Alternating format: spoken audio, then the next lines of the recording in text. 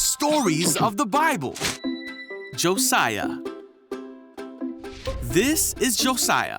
Heyo! Josiah became king of Israel when he was only 8 years old. Yep.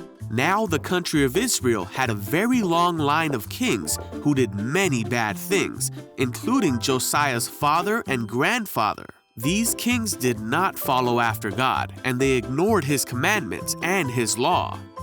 But when Josiah became king, he did what God wanted him to and followed the example of King David. Yeah! 18 years after Josiah became king, he sent one of his court secretary, Shaphan, to God's temple. Thank you. Many of the kings before Josiah did not take good care of God's house, so it was in need of repair. While they were in the temple, Hilkiah, the high priest, said to Shaphan, Hey! "I have found the book of the law in the Lord's temple." So Shaphan took the scroll back to King Josiah and read it to him.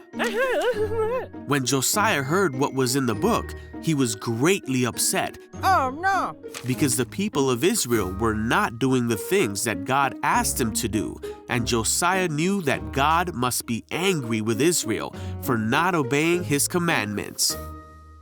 Josiah gathered together all the people of Israel to the temple and read the entire book of the covenant to them. That very day, Josiah and all the people promised that they would obey all of what God commanded with all their hearts and souls. Josiah went on to help Israel become a people fully committed to God. He tore down all the other temples and the idols that they had set up. He got rid of all the people who were doing bad things all throughout Israel. And he did all that was commanded in God's book. Never before had there been a king like Josiah who turned to the Lord with all his heart and soul and strength, obeying all the laws of Moses. And there has never been a king like him since.